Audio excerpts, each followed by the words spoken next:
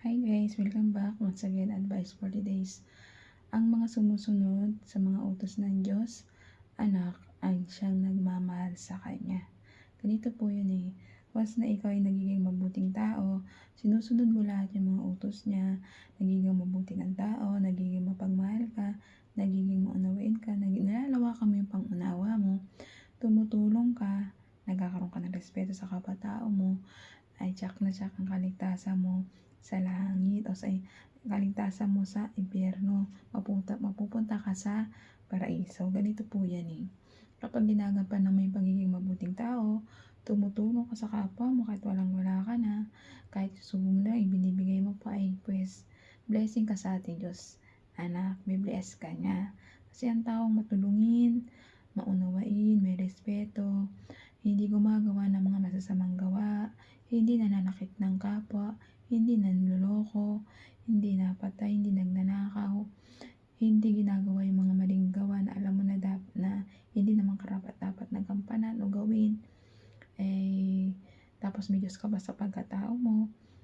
Lagi ka nagdarasal, nagpupuri sa Kanya, ginagampanan mo yung mga utos niya, yung 10 utos, ginagampanan mo, hindi mo ginagawa yung mga yon at tumatalikod ka na sa mga kasalanan mo na paulit-ulit mong ginagawa.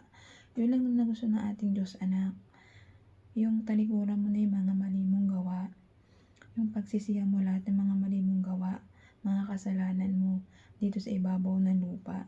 Ayun lang naman ang gusto ng ating Diyos, anak, ay Diyos Ama, na ginagawa natin, na talikuran na yung mga maling gawa at sundin ang utos, yung 10 utos, sundin yun. At lawakan mo yung pangunawa mo at kababaang loob, kasi alam natin may mga kapwa-tao tayo na mahinang pangunawa, gusto nila sila ang tama parati kahit sila na bali. Unawain mo na lang kasi may mga ganun talagang tao para iwas away na lang din, at nagkakaroon ka ng respeto sa kapwa mo at hindi mo na ginagawa ang mga maling gawa, tinatalikuran mo na to at nagbabalik ka sa ating Diyos Amang buhay na nasa langit, Diyos Anak na si Jesus Christ. Ginagampanan mo lahat ng mga utos niya, hindi ka nagawa ng mga maling gawa na alam mo na ikakapahamak ng kaluluwa mo at lalong-lalo na ng pagkatao mo. Kapag ang isang tao nagiging mabuting tao, ay tsak na tsak, kalugod-lugod ka sa ating Diyos Ama, Diyos Anak at Diyos Espiritu Santo.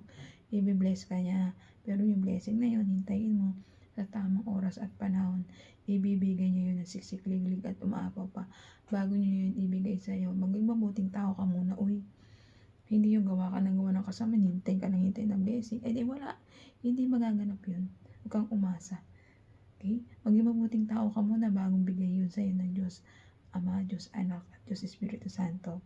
Ang isang taong nagiging mabuting tao, ginagampanan niya yung 10 utos, hindi siya nagawa nun, ay ginagawa niya yung sinusunod niya yung 10 utos at nagiging mabuting tao siya para sa kapwa-tao niya. Tsak mo tsak, i-bless ka na ating Diyos Ama at humihiling ka na kapatner mo sa ating Diyos Ama, Diyos Anak.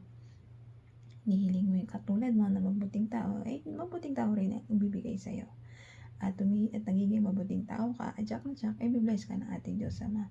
At sinusunod mo lang yung 10 utos at nagiging mabuting tao ka. Kaya hanggang dito lang ang advice. Ingat po tayong lahat and God bless.